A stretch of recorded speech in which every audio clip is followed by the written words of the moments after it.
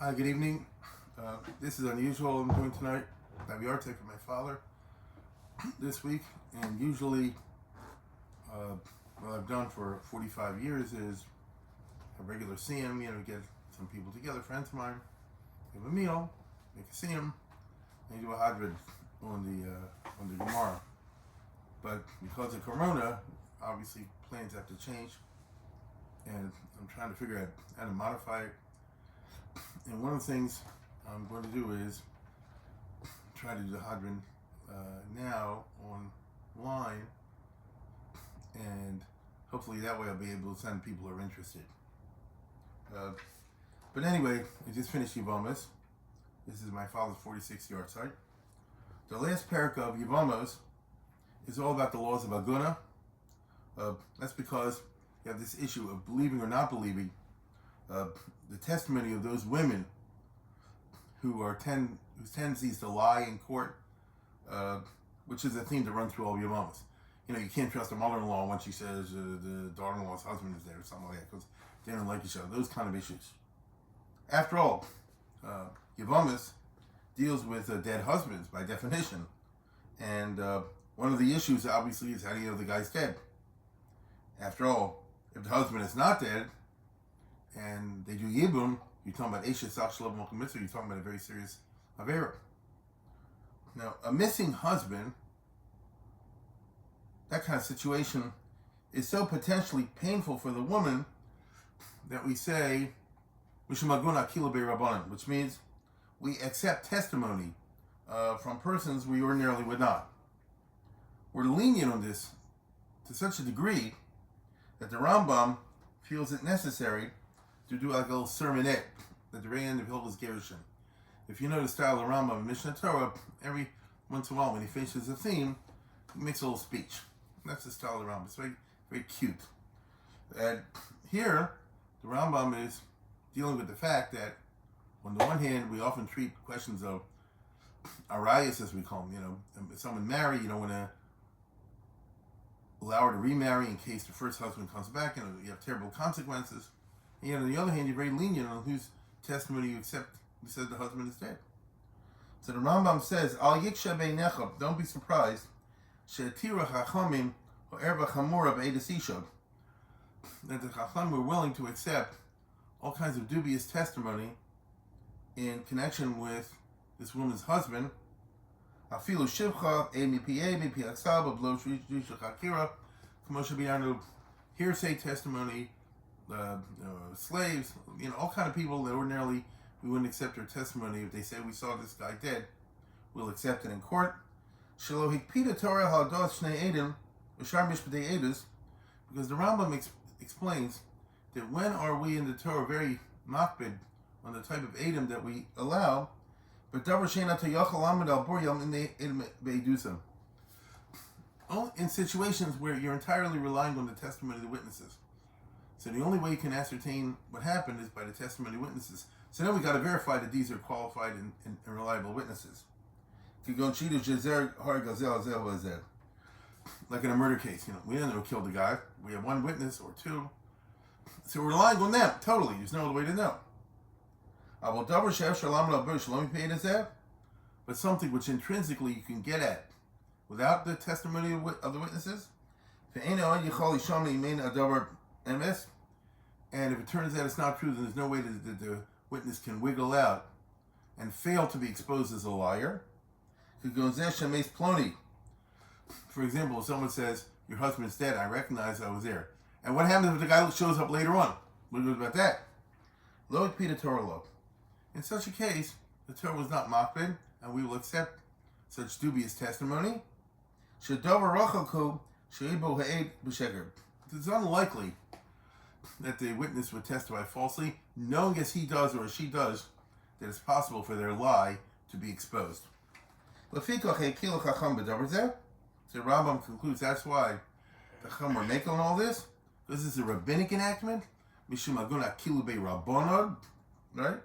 And therefore they were willing to accept an eidech, or a single witness. Usually you need two. You don't subject them to cross-examination, various types we don't do the usual due process with them.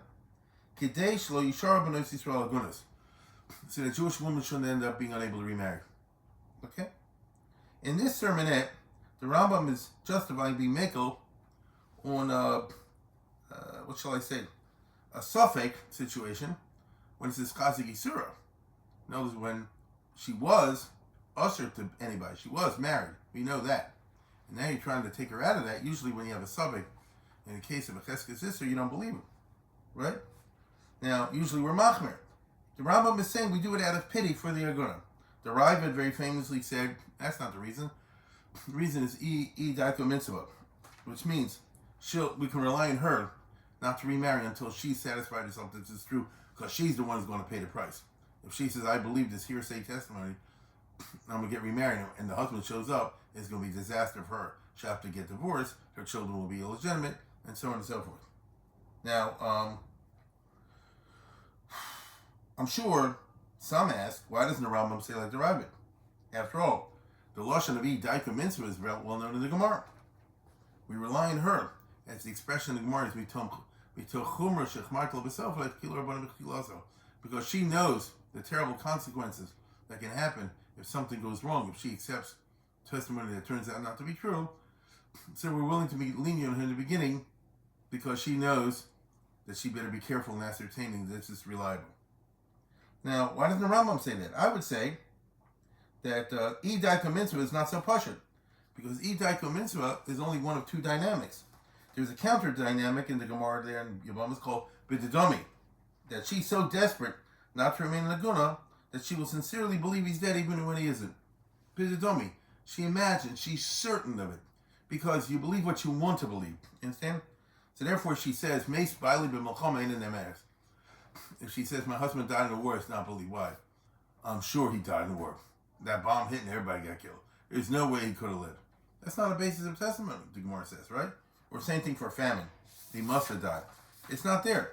So since daiko mitzvah is not so simple, so the Ram doesn't give that for the reason, but rather, as I said before, kidei shelo yishar b'nos Yisrael agunos. Because of the general human concern that we have for the Jewish women, not to keep them trapped for the rest of their life and unable to remarry, but hopefully to find circumstances that allow them to remarry, taking due care to make sure that the husband really is gone. As you may imagine, this was a big matter after the Holocaust, which was my father's generation. There's an entire literature concerning the Rambam's language where he says there's no due process, no drisha chakiras. We don't ask the witnesses who say the husband is dead, what day was it, what time was it. If you look at the end of the Gemara in Yevamos, there's a whole story where Tarfon did one of these drisha situations where he said, are you sure, what was the guy's name again? Say it again. And he said the name was, Joe Smith. Wasn't it Smith Joe? And he was in Baltimore. Didn't you say it was in Richmond? They tried to trip him up on purpose, which what judges should do. They want to make sure that the witness is actually telling the truth. So we don't do that when it comes to Aguna cases. The reason is because, the Gemara says, we consider testimony regarding a dead husband as Eidisha b'mammon, mammonist type case, a financial type halacha, and we have a rule that we don't apply drisha hakir. We're not so tough on the cross-examinations in financial cases. So we won't prevent the credit markets, people from lending money. After all, why should I lend you money? You're going to say you don't owe it to me. I'm going to have to go to court. Your lawyer is going to rip me to shreds. What day, what time, what this, that, and the other. Very doubtful. Why should I get myself in this problem in the first place? I won't lend you any money, and we want people to lend money. Therefore, they relax that requirement, and the Gemara makes the argument that when it comes to Eidus Isha, it's also a mammonist type case because you have ksuba involved, which is financial. The Rambam doesn't say that, though. The Rambam famously says, as I just told you, the reason we don't have requirements for the cross-examination for such witnesses is Kidei shelo yishar b'nos Yisrael agunos, right? Or actually, the words of the Rambam is Ein bokin edi isha b'drisha chakira. We don't subject them to harsh cross-examination. Shelo amr chacham b'davar lahachmir el lohakel mishum hatoras aguna. We're trying to go as easy as we can with this woman. You're finding a witness. It's often very hard to find a witness who saw death, the beloved one. And Think of 9/11, for example, just off the top of my head. Holocaust. You finally found one, and you're going to give her, the Johnny Cochran treatment, and you rip it to shreds, then the testimony won't survive. And therefore, we don't do it. Okay. Now, I don't want to go into that now. Rather, I want to look at one important law concerning the identifying of corpses. The Mishnah says, at the end of Yevamos, Ein me'idin ela parts of aponim machotem, al b'shei shimon begufa b'kelov. That you don't testify about a dead body except parts of, unless you see the face, like I'm doing now, the parts of aponim, the cheeks, the forehead, the nose, and so forth. Even if there are simonim on the rest of the body or on the clothes. In other words, in order to have positive identification of a corpse, the head must be intact, specifically the face. What he called the parts of panim machotem, because that's how you tell who the person is. If the head was blown off, for example, she's up the creek. That's tough. Okay? So tough, in fact, that the halacha over the course of centuries had to modify this to an extent, which produced a gigantic literature of simonim. So if you look in the Shulchan Aruch, and that sort of thing, chapter Yahrzeit 17 in Ebenezer is huge. It's many volumes in the, the Otzar Poskim, because you can't simply be as tough as the halacha says. They have to try to find loopholes. And so he said, what if there's simonim of different types? Can you rely on simonim, on signs or whatever, on the dead body to allow the widow to remarry? And the halacha over the course of the century, this is like a history course. The course of history halacha, over the century, they developed siman muvak, siman beinani, siman garua, as we would say today, strong evidence, middling evidence, weak evidence, the whole literature like that. Okay? Now, the Shulchan Aruch uses the following language. This is the Shulchan Aruch now, the Mechaber and the Ramah.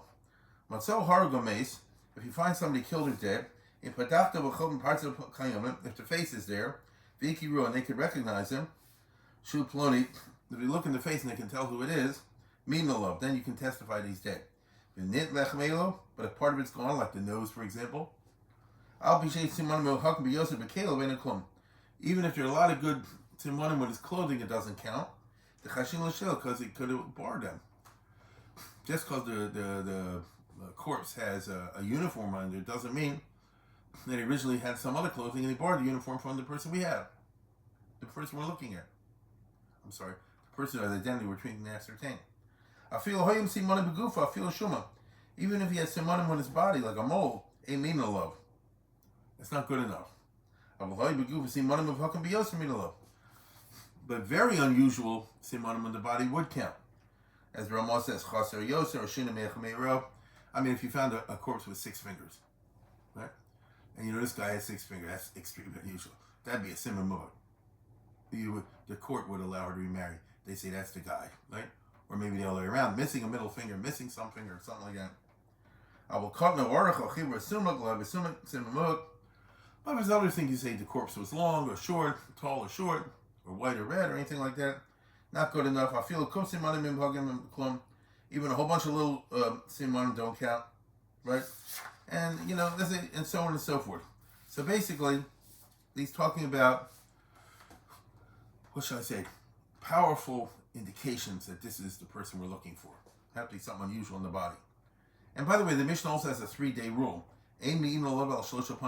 You can only testify about the corpse 3 days from the time it died, because afterwards the body starts to distend, elongate, the face changes, things like that, and so you can no longer tell. So basically what they're afraid of is to say, that looks exactly like Harry. Well, actually it was Sam. After 3 days of, after a week of twisting and the body decaying, now it looks like Harry, you see? That's what we're afraid of. Anyway, when I saw this immediately brought to mind a notorious incident in the Tanakh in Divrei Yamin about King Aviyahu of Yehuda, in the bloodiest battle in Jewish history in terms of a civil war, the battle of Jew against Jew. Okay?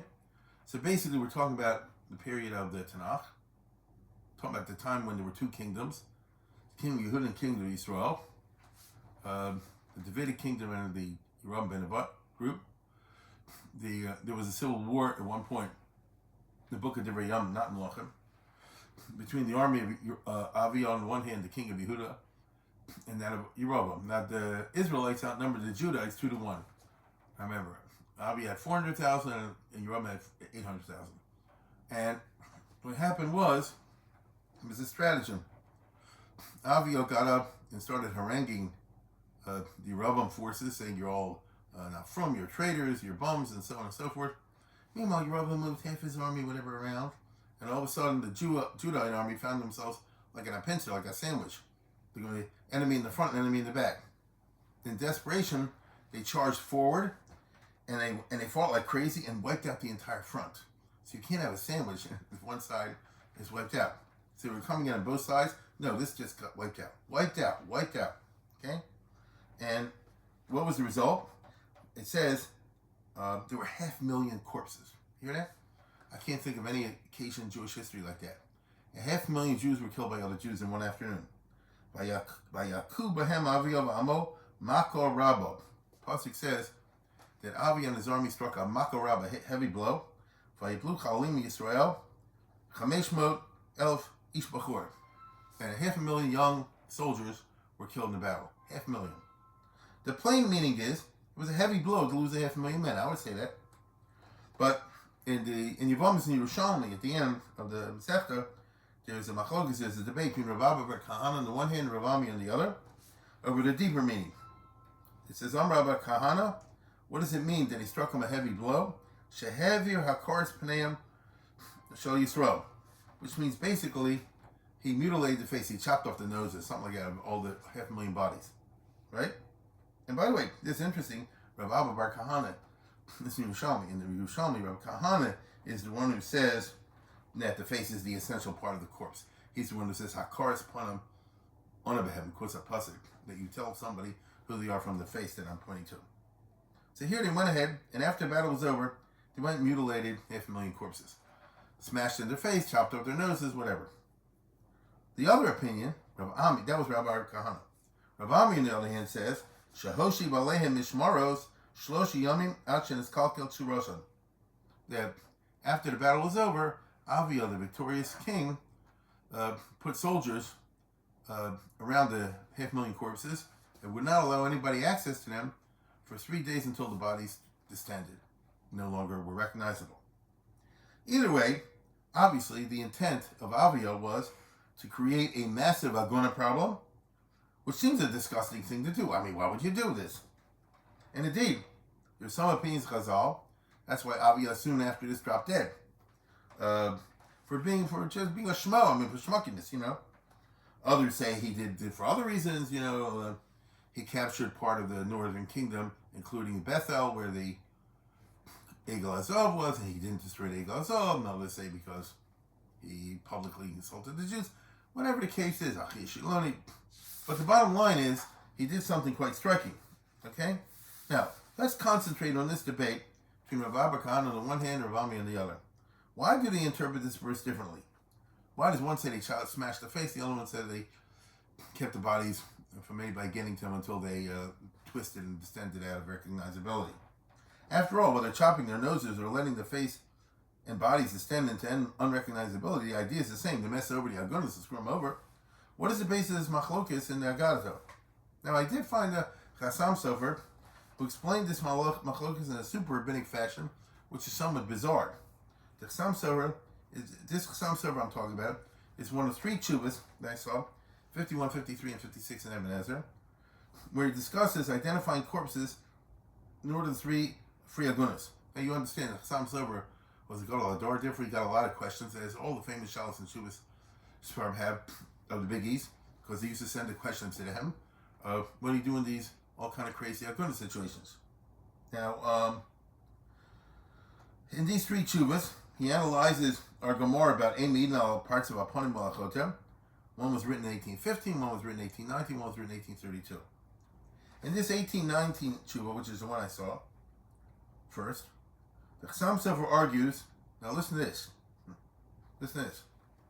Why did he act so cruel? Avio, as a king of Yehuda, was entitled to mess up the agunas in order to sow confusion and horror in the rebel ranks, for rebels they were. Notice, it's fair and square in the war, not only to hurt the soldiers, but the civilians.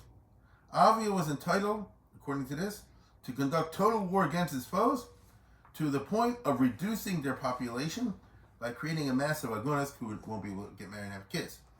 It's like Bomber Harris in World War II. We're going to take the war to the civilians. So he was allowed to distend the corpses because, my friends, war is hell. This is the straightforward interpretation of Rabbi, at least according to Chassam Sofer.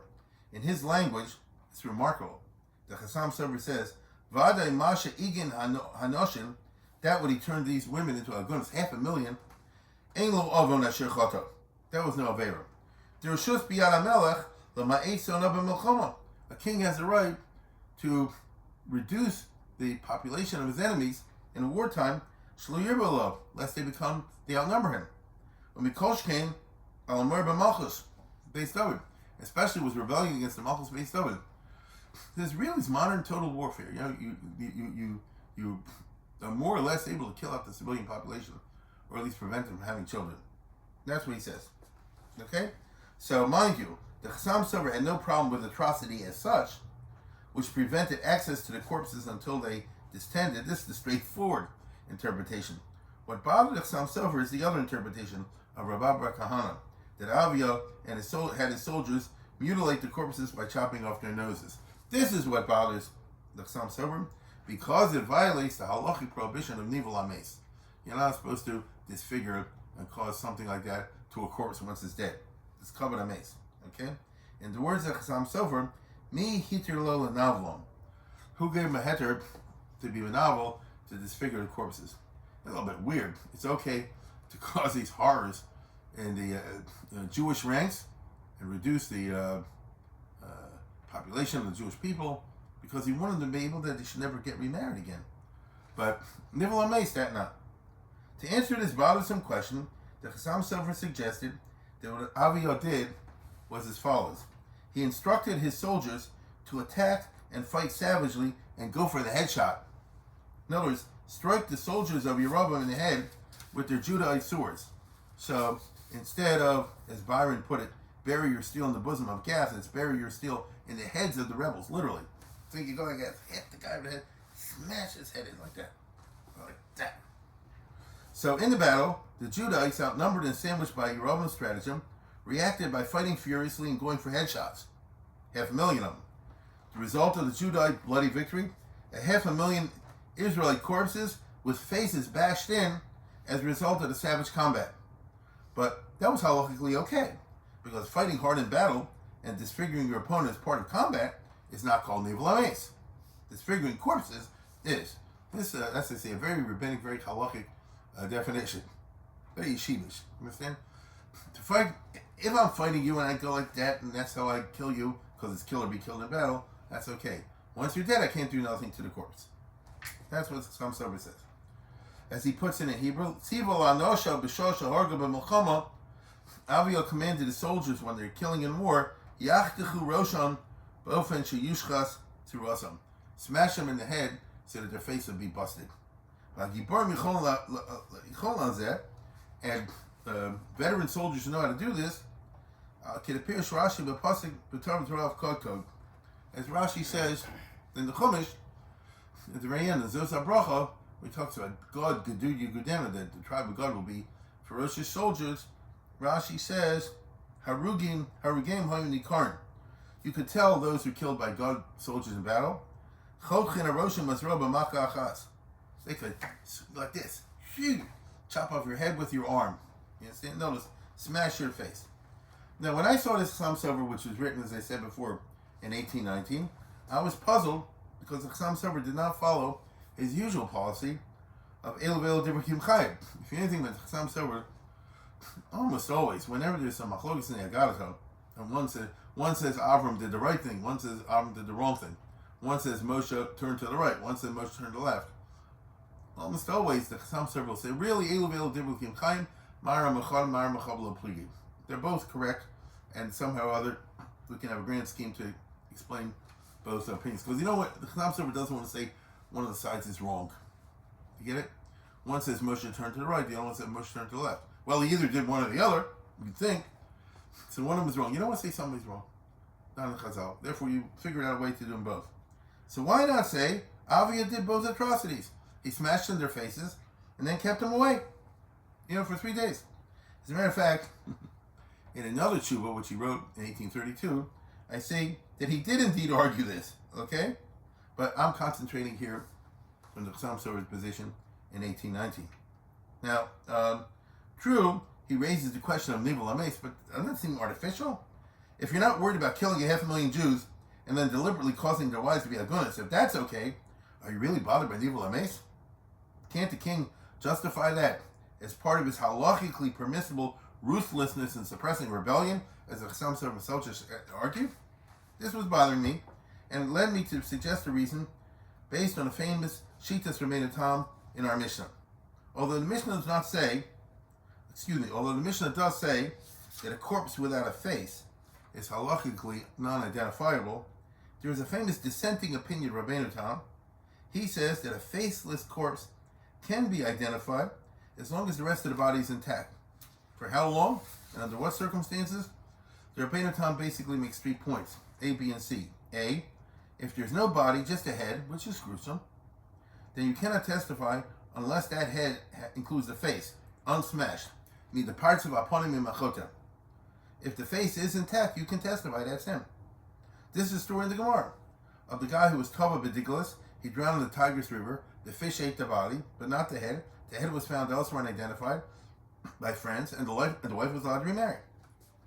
B, if there is a body, in other words, a normal complete corpse with both body and head, then you can testify that you recognize the dead person even when his face is smashed in and cut up.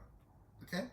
In the Lashon of the Shulchan Aruch, Kas Rabbeinu Tam, Hadei Mino Lov Elam Kim Padachta V'chotim Partzuv Kayamin, Davke Keshen Sham El Arosh. Avim Kol Guvo Shalin, if the whole goof is there, Afil Ein Sham Partzuv Padachta V'chotim, Yichol Hakir B'Tviyas Ayin. V'chol Kol Lov Achronim. But the other rabbis disagreed with this lenient ruling of Rabbeinu Tam. And finally, he says, if there is a body, in other words, a complete normal corpse with both body and head, then you can testify you recognize the person even when the face is smashed in and cut. Right? Even when the face is smashed in and cut. Nechbal. Okay? And if there's a whole body and a whole head, including the face, then there's no 3-day rule. You can testify even after 3 days. So as you can see from the language of the Shulchan Aruch, others did not agree with these lenient rulings of Rabbeinu Tam. He says, Kol Kol Avachronim, Kol Achirim Ein Sovereign Tomoso. But bear in mind, if you're a posek, this Rabbeinu Tam is one you'd like to be able to use. I mean, it's a big kula, and if you're dealing, God forbid, with a lady whose husband is missing in a war or something like that, one of the things you try to do if possible, like at the Holocaust, is if there is a kula, you want to use it. Now, indeed, I see the Chassam Sofer himself, in a number of tshuvas, as I just mentioned before, relies on this Rabbeinu Tam and takes issue with the Shulchan Aruch, who treats it as a rejected opinion. Indeed, the Chassam Sofer explicates this Rabbeinu Tam at length, in at least 3 tshuvas, and maybe more. Furthermore, Rabbeinu Tam enjoyed a special status among Rishonim and is bigger in learning than most of the others. As we know, Rabbeinu Chaim Cohen, who was a Cohen, said that if he was at the funeral of Rabbeinu Tam, he would go to the funeral. And even Sephardim, like the Rivash, and he wasn't Hasidic, this is in the Middle Ages. And Sephardim, like the Rivash, said Rabbeinu Tam was bigger in Lumdus than the other Rishonim. You hear that? He said, Rabbeinu Yaakov Ish Tam, Kamo b'pilpul lo hayat lo niya miyachar shatam l'nechtam. You hear that statement?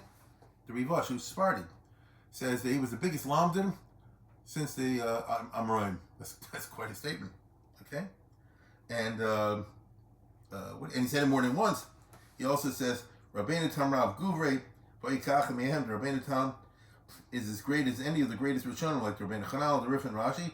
V'ula Yoser Mehem, and maybe he's bigger than Rashi, the Rif, and the others. But Charifas, the Bekiyas, Lefi Masha Ner Mi Masha Chiddush B'Talmud, based on what you see as Lumdus says. And that's why the Aruch HaShulchan, when he describes the opinion of Rabbeinu Tam, uses the following glowing terms. He says, the Shulchan Aruch says what it says,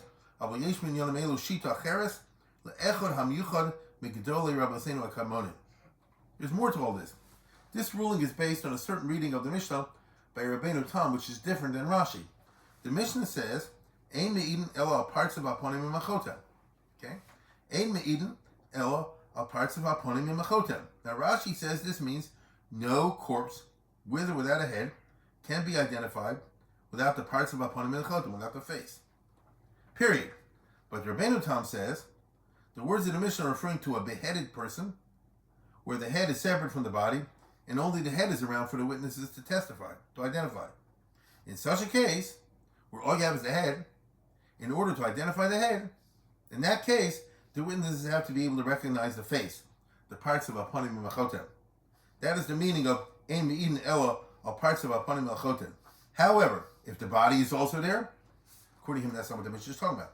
If the body is also there, headless body, and the witnesses can identify the body, then we can believe their testimony and free the Aguna. How does he arrive at this reading? Because the language of the Mishnah is Ein Me'idin Ela parts of Apanim and Chotim, Af Al Pi Sheyesh Simona Begufa V'Kelo. Okay? Af Al Pi Sheyesh Simona Begufa V'Kelo.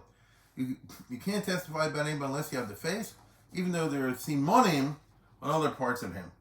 In other words, Rabbeinu Tam says the Mishnah is discussing identifying corpses through simonim. In other words, simon means you know the person, you know the sign. I'll tell you exactly what I mean. A guy shows up in court. The court says like this: did you see a corpse? I did. Did you know this guy? Never met him in my life. But I can tell you this corpse had like 6 fingers. The court then determines whether the corpse he is describing is the missing husband or not. That's called simon. The witness doesn't know him. Doesn't know him from before. But the witness can describe certain things they saw in him, and then the court will ascertain when that suffices to make the identification with the dead person, with the husband.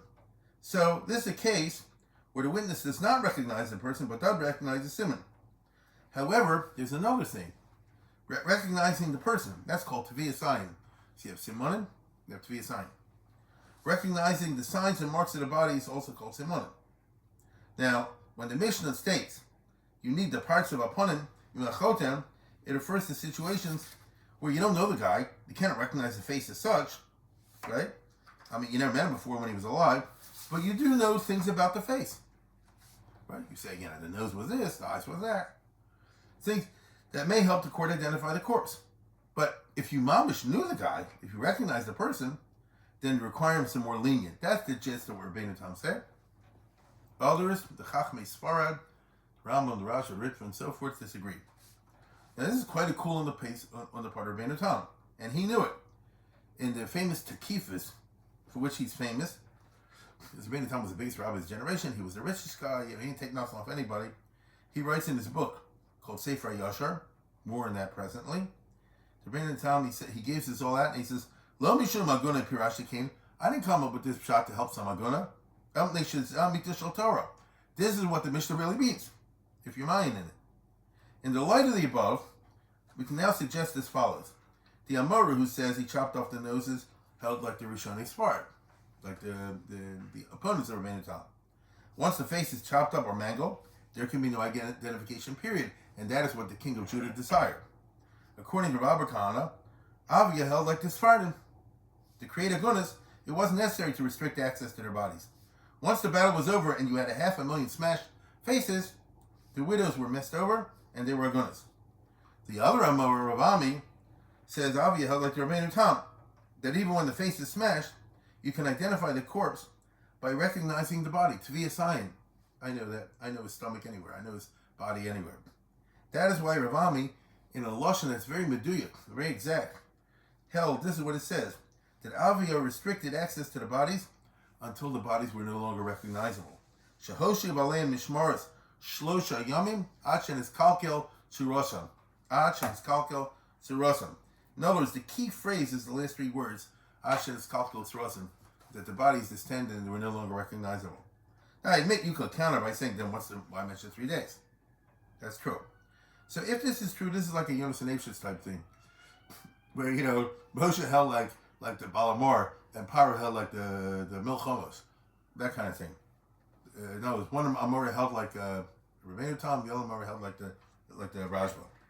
If this is true, then you can bet, in other words, and now I'm being a historian, let's go back 3,000 years, 500,000 widows over here who can't get married. You have the sheet of Rabbeinu Tam. You're the Beis of the Malchus Yisrael. Let's put it this way. I'll bet you that the widows say like this. Kim long to Rabbeinu Tam. We all like Rabbeinu Tam. And we can identify the bodies. We have Taviyah Sign because remember, According to that opinion, you just smash the nose in, but you could have access to the bodies. And I'll bet the Bezin says, okay, we're going to go like Rabbeinu Tam. If you had 500,000 goodness on your hands. Interestingly, I found out that I wasn't the only one bothered by why Rav Ami, if he holds like Rabbeinu Tam, said the bodies was his 10 after 3 days. Okay? After 3 days. Because according to Rabbeinu Tam, once you have a body, a whole body, remember according to him he didn't smash in the heads, you go for many days. We saw that before.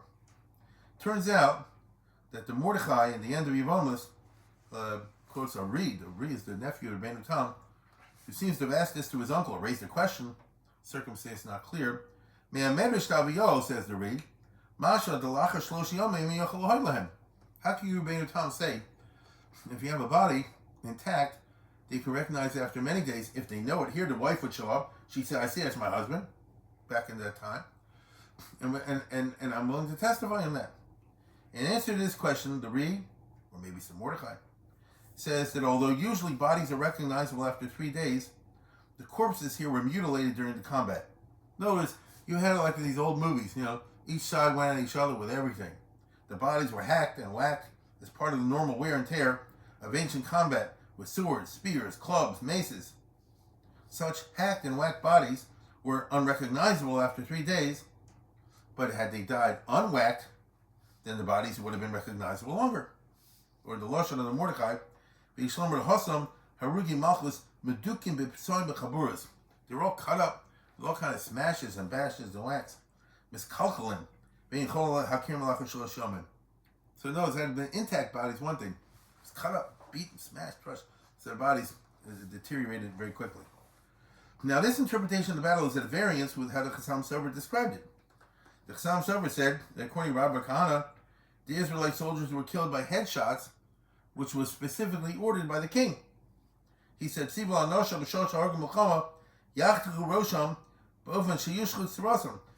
hit them in the head and smash their face. And he says that such a tactic is doable among skilled warriors. On the other hand, the Mordechai explains the view of Rami as reflecting a completely different battle scenario. They didn't go for headshots, because if that's so, the body would have been fine. They fought regular with all the blood and gore and mangled bodies implied. Bedukim, b'psaim b'chaburas. This is fascinating. It means that these two Amoraim had two distinct Masoras over the battle, over the facts of the battle. The differing Agadic interpretations simply reflect different versions of the narrative, not different halachic positions. In other words, both could hold like Rabbeinu Tam, or the other way. It's just that each Amorim understood the facts of the battle, which is unquestionably the most tragic battle in Jewish history, right? They understood it differently. One says the battle was fought with headshots, and the other says it wasn't. Now, this Shita of Rabbeinu Tam is a very interesting history. This is already like a podcast. The original place this Shita appeared was in Tosfos and Yevamos. In other words, when Rajva, Ritva, Ran, those people encountered this opinion back in the Middle Ages, before the printing press, they encountered it in manuscripts and Saviads of Tosfos that reached Spain from France, obviously. All the writings that are shown circulating that way, people just made more and more copies all the time because there was no printing press. So you had Gemaras, you had extra writings called Rashi, extra writings called Tosfos, and so forth. Now Tosfos says explicitly that Rabbeinu Tam wrote the whole thing up properly in the Sefer, in a book called Sefer HaYosher, a book he wrote in 1149. Unlike the actual Tosfos, which were constantly copied by thousands of students and scholars all over the Jewish world as a basic part of learning Gemara, this Sefer HaYosher was not copied. It remained obscure in a very limited number of manuscripts, to say nothing of maybe it was burned at the book burnings in France in 1244, all that. It remained in manuscript form for 700 years. That's a long time. In other words, it was not part of the printing of Sfarim in the early modern era. Even when the printing press came along in 1500s, 1600s, they did the Gemara, they did the Rishonim, but nobody did the Sefer Yosher. Now, somebody like me, then in 1811, the manuscript was published by somebody named Reb Daniel Prostitz. He was the person who was the Rosh Bezdin in Pressburg. Receives number 2 in the pecking order. And he's the guy who made the shidduch between the Chassam Sofer and the Kehillah of Pressburg. He made the Chassam Sofer the rabbi there. Right? In other words, he arranged that Chassam Sofer should become the Av Basin, and he himself will be the Rosh Basin. The two were very tight friends. Now, I looked online. They're buried adjacent to each other. I didn't go to Bratislava last year when we did our trip, but we went to Prague, to Vienna, and other places. There's nothing in Bratislava, but they have the small part where the Chassam Sofer is buried, and adjacent to him is the Daniel Prostas. So they were very close friends. Now, someone like me will ask the question, why now? Why in 1811? The thing wasn't published in printing press for 700 years. Is there a big demand for Sefer Yashar? After all, who's the market? Only serious Talmidei Chachamim. Well, 1811 was the Napoleonic Wars, with a lot of dead, perhaps including Jewish soldiers. In fact, I read the intro to the old Sefer, and the project began in 1809. That's very interesting. 1809 is the Austro-French War, when Napoleon invaded Austria and beat him, and bombarded Pressburg. Isn't that interesting? Okay? Now, as you can see, from the Chuvas of Chassam Sofer, his basin got a lot of Agonic questions. Now, if you're a Dayan, and you have actual women in front of you, this Rabbeinu Tam is a very important kula. It can make the difference how you rule in an Agonic case. The Shulchan Aruch, as we saw, brings down Rabbeinu Tam, but almost in a negative way, like a rejected opinion. He says, Cholku Olav Achronim, which means the Rishonim in Spain. However, most of the objections of the Rishonim of Spain are based on quotations from Tosfos and Daf Kuf Chaf and Yavamas. Tosfos presented the Shita Rabbeinu Tam, as Tosfos often does, in truncated and summarized form, not in the form of a full verbatim quote. Okay? So Tosfos says this whole thing, Tosfos says these words, that the whole thing is written up properly in Sefer Yashar. But nobody ever read Sefer Yashar. It was this Tosafist summary that was attacked by the Rishonim in Spain. The publication of the full text in 1811 revealed that Rabbeinu Tam had actually explained his opinion in full and ample form, and in such a way that he bavorned, as they say, all the kashas of the Rishonim in Spain. If this is so, then the Shita Rabbeinu Tam could be used like Hachila, and it was. In other words, it became of the greatest utility to a basin like that of Pressburg, and these words are in the Chassam Sofer. Take a look yourself. He says, now that we have the book, we see ourselves, we can rely on the Rabbeinu Tam because all the objections against him were answered by the Rabbeinu Tam himself. They just didn't have access to the book. We didn't until very recently. And the Chazon Ish wasn't around that time to say, well, if it wasn't part of the Masorah, then you're not going to change the halacha. One of the up-and-coming students at that time, in 1811, was the 13-year-old Yaakov Ettlinger, and when he grew up and wrote his Aruch LaNer and Yevamos, he would make this very point, including the entire passage from the Sefer Yashar in his commentary to our Mishnah. This is not surprising on many levels, because Yaakov Ettlinger also was a famous Abbez, and I just did a podcast in not long ago. He had the last basin, real basin, autonomous course of communities in Central and Western Europe, in Altona, in the 19th century. So, a person like him would handle Agona questions. You want that Rabbeinu Tam. Okay? Problem is that the 1811 edition was full of errors on the part of the printers, as Reb Daniel Prostas admits, as the Chassam Sofer himself states in the Haskama to the book. Okay? And he says it also in his Chuvas. He says, we got the book now, but it's full of errors. Furthermore, the manuscript itself that they copied from was not great, and it contained many errors. On the other hand, the Chidah in the Shem HaGedolim wrote that he, the Chidah, who was an inveterate bibliophile, he had acquired a manuscript of this book, which was much more meduic and error-free. He had checked it against a long citation in the Shuvas Gimas Baradim that quotes it. This more accurate manuscript, now the Chidah died in 1808, this more accurate manuscript was eventually acquired by the famous Maskil, Abraham Epstein, and he gave it to an Orthodox rabbi in Breslau, published in 1898. So that's the best edition to date. It's interesting to compare this manuscript with the reconstruction and editing of Chassam Sofer. The Chassam Sofer says, we have the Sefer Yashar, it's not perfect. He says this, but I'm sure he means this. He says that and that, I'm sure the word should really be this. And check it against the final manuscript and see if we got it right. A lot of what I talked about tonight, in terms of deliberately smashed faces and mangled bodies and other things like that, are germane to my father's biography. He lived through the terrors of the First World War and then the much greater horrors of the Second. He saw plenty of friends and fellow Jews as their faces were smashed and their corpses distended from neglect. Although he was no Chaim Cohen, he himself buried many Jews in the years 1941 to 45, every one of which was a Meis Mitzvah, because whoever you don't bury got burnt by the Germans, cremated. This was close to Jewish burial Kever Yisrael as was possible in those years.